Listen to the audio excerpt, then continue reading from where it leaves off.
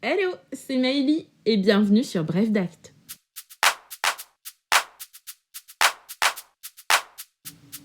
Aujourd'hui, je vais vous parler du notaire. Qu'est-ce qu'un notaire ? On pense tous un peu savoir ce qu'est un notaire car on y est déjà allé au moins une fois. Mais on ne connaît pas toujours l'étendue de son travail.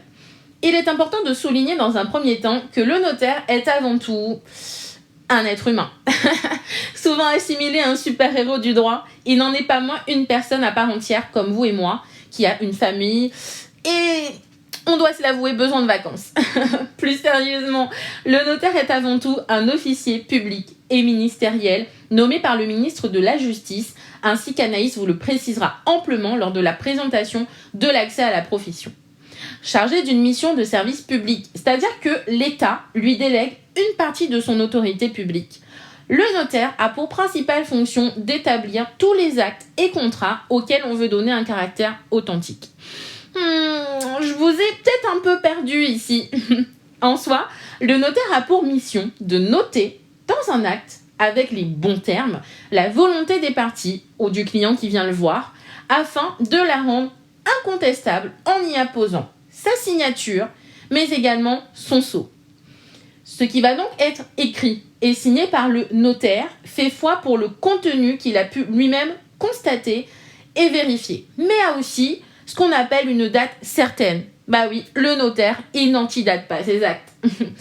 Et a également ce que l'on appelle une force exécutoire, c'est-à-dire que, par exemple, un créancier dont la dette n'a pas été payée pourra poursuivre son débiteur sans avoir à solliciter monsieur le juge.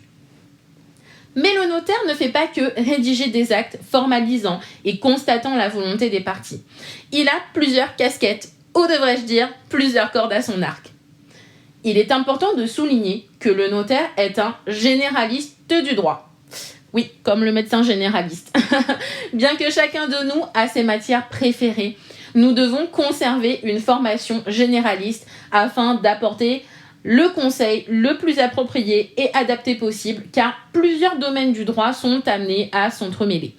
Avant tout juriste, le notaire se tient toujours informé sur l'actualité juridique et est amené à faire des recherches juridiques pour ses clients sur les matières principales entourant le notariat, c'est-à-dire essentiellement le droit immobilier, le droit de la famille ou encore le droit des sociétés. Le notaire est aussi un conseil, c'est-à-dire qu'il est là pour vous écouter et vous conseiller en vous fournissant une information complète, accompagnée des meilleures solutions pour parvenir au résultat désiré. En raison notamment de cette mission de conseil, le notaire se doit d'être impartial. Et oui, contrairement à un avocat, le notaire n'est pas là pour vous défendre ou pour prendre parti pour l'une ou l'autre des parties à l'acte. Il est là pour appliquer le droit en qualité de juriste qualifié afin de parvenir au résultat désiré, tout en s'assurant qu'il s'agit de la solution la plus favorable et adaptée à son client. Autre casquette, le notaire est un conservateur. Et là, vous allez me dire, mais qu'est-ce qu'elle raconte ? En effet, le notaire conserve en son étude tous les actes qu'il authentifie et ce, pendant 75 ans. Cette durée étant amenée à 100 ans pour les actes concernant un mineur. Mission la moins évidente pour les clients, car ils pensent pour la plupart que l'argent qu'ils versent chez le notaire finit dans sa poche. Et non, le notaire est un collecteur d'impôts. En effet, nous aurons l'occasion d'en reparler, mais le notaire collecte des impôts pour l'État lorsqu'il reçoit les actes, ou encore lorsque le vendeur, par exemple, réalise une plus-value lors de la vente de son bien. En matière de vente immobilière, pour vous donner un ordre d'idée, il est important de souligner que le notaire ne perçoit en moyenne que 20% des fonds versés, les 80% restants étant reversés directement à l'État. Chaque acte que va recevoir le notaire est assujetti à un impôt, aussi minime soit-il. À côté de ses missions d'officier public, le notaire est principalement un chef d'entreprise.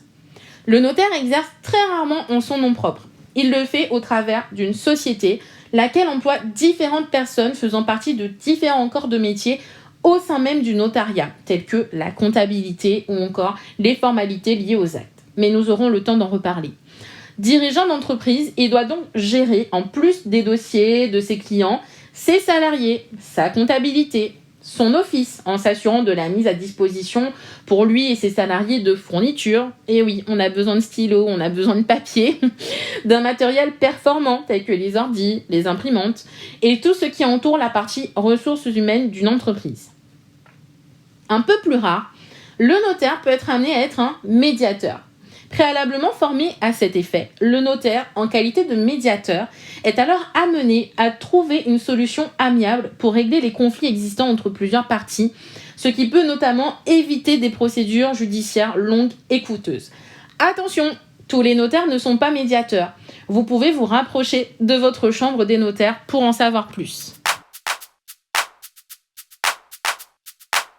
Et voilà, maintenant vous connaissez les différentes casquettes du notaire.